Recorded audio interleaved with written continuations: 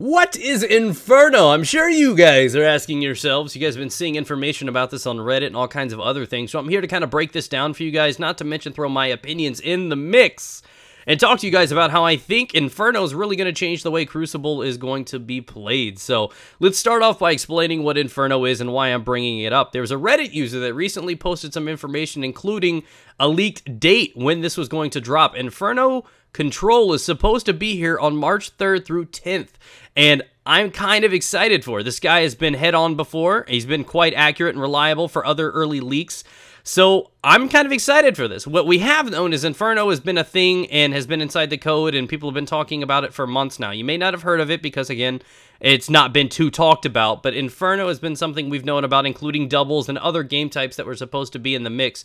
And when it was first released, a lot of people were talking about, oh, maybe it's going to be big team where it's 9v9. Maybe it's going to be, you know, kind of like a wave situation, a horde mode or something. Lots of people had different ideas. Now we know it's supposed to be kind of a hardcore type game type.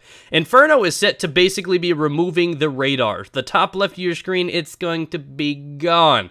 We do not think it's going to be as extensive as like other FPSs will be when it comes down to like a hardcore game type where sometimes, you know, there's no shield regeneration, there's no HUD like whatsoever, you're not going to know what ammo count you're on.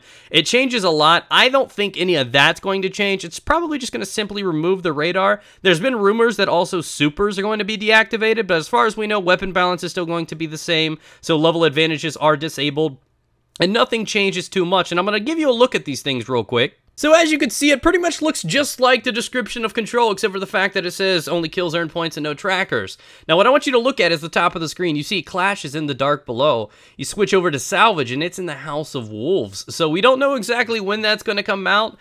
It's going to be interesting, but what we do know is that these are going to be out before House of Wolves are released, and that is very, very exciting news. Now, with this, what does this mean for Crucible? To be honest, I firmly expect this game type to change the way the game is played inside of it, and I feel this way for a few reasons. If you guys have never played an FPS and seen exactly how a hardcore mode or a no radar mode, you know, really changes the playstyle, you're in for a treat.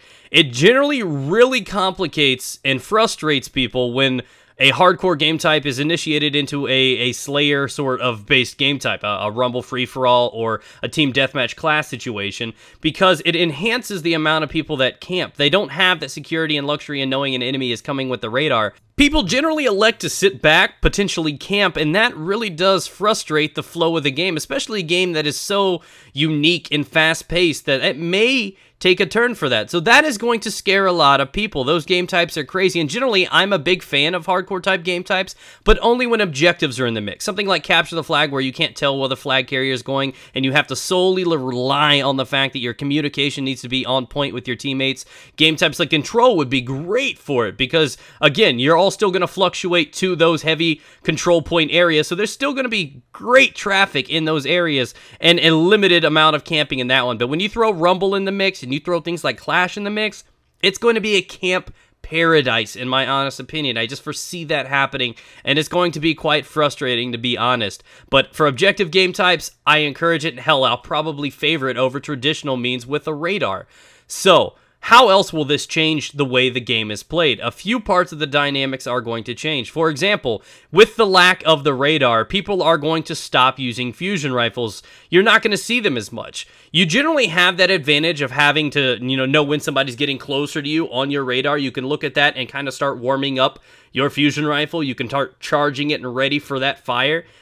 In this, you're going to be coming around the corners and being at point blank. You're not going to have that luxury to kind of warm it up a little bit. You're going to have to jump straight in there and deal with the situations at hand. I'm going to see a massive growth in shotgun use over fusion rifles in these Inferno game types. Be prepared for that. That is going to happen. Also, another thing, some of the actual traffic movement is going to be adjusted in certain situations. Perfect example being something like heavy ammo. There are going to be people that are going to fortify that area, camp that area well before the ammo spawns. That's going to complicate things because you don't have the luxury of knowing when your teammates are right by you. You can't tell when a little red dot on the screen is getting too close, so you have to take it or potentially lose it. You're going to need to grab that ammo instantly, and there's going to be lots of people that are going to be camping that location, probably up to a minute before it spawns. So Those are going to be very unique circumstances to kind of have to deal with and counter depending on the situation at hand. I feel there's going to be a lot of camping around those objectives. There's going to be a lot of frustration around them.